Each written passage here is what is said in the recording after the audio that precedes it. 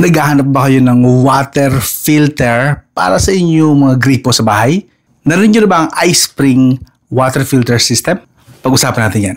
So, I'm sure ito common problem na ito sa mga may gripo sa bahay. Yung gumagamit ng tubig gripo, papaligo, panghugas ng pinggan, at even minsan pang-inom na rin. Kaso nga lang napansin ko, no, hindi siya ganun ka... I don't think ang healthy ang paggamit ng tubig gripo. Especially kapag galing sa Nawasa, Maynila, kasi tumira ako sa Pasay dati, tsaka sa Baclaran, Kabwa, dito sa Kabuyao Water District. And napansin ko lang medyo minsan may mga lumulutang-lutang dun sa baso. And simulan nakita ko yun, actually, lumipat talaga ako overall sa mineral water.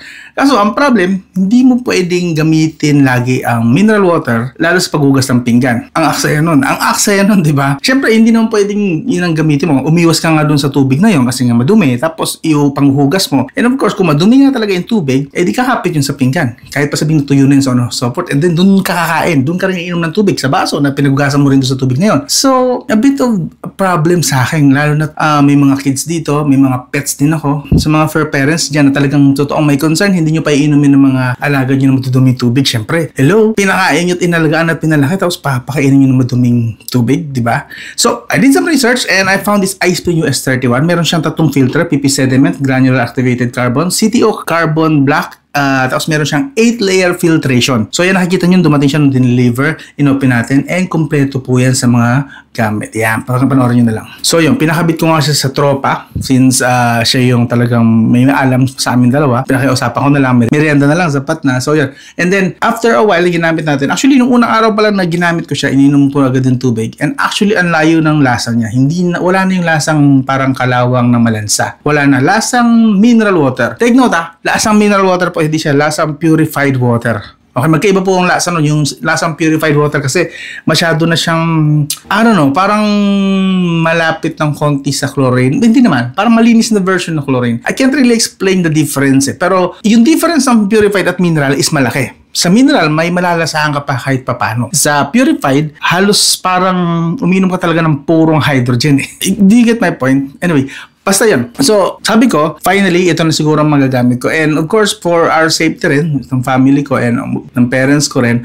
So, in-observe ko muna. And of course, ginagamit ko na rin to pang saing. Hindi ko na nagagamit yung mineral water na tig to 25 pesos. Meron pa rin kami noon, pero hindi na siya nagagamit for pang saing, for panghugas ng pinggan. Ang gastos noon, bilhin mo, isang hugas ng pinggan, kalahating mineral water agad ang nauubos namin. Ilang beses kami maghugas ng pinggan sa isang araw? 2, 3? Di isa't kalahating mineral water yun. Diba? So, ang laking tipid po. Plus yun nga, yung peace of mind na din na ginagamit namin ito. And of course, mas malinis na nga siya. Pero, I did chat with the seller and sabi nila, yung filter sa loob na yung tatlong filter na nakita nyo na pinakita ko sa unboxing is kailangan daw palitan siya every 6 months. And actually, mura lang naman yung kanyang filtration, yung pinapalitan. Okay? As for the package, ito po ang price niya. Yan, 6,437.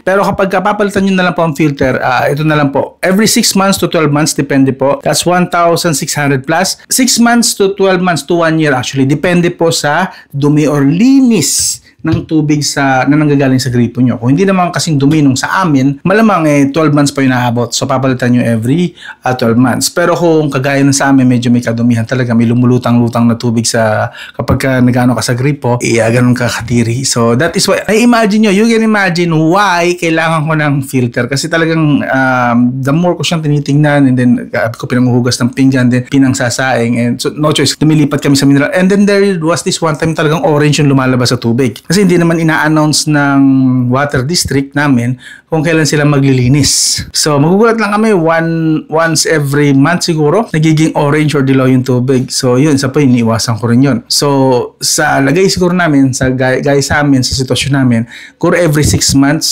kung talaga mas malala pa every 3 months siguro, ma-observe mo naman yan, makikita mo naman sa ilalim kung anong kulay na ng filter. Kung tingin mo, sobrang dumi na, nag-brown na siya, it's time na palitan na rin yung filter para mas safe po para sa inyo. Of course, again, nakadepende po kung gaano katagal yung palit nyo ng filter. 6 to 12 months yung average, but if worst case yung sa gripo nyo, edi of course 3 months pa lang, palitan nyo na. Okay? So, yun. Okay po ito gamit for all a household talaga. Okay?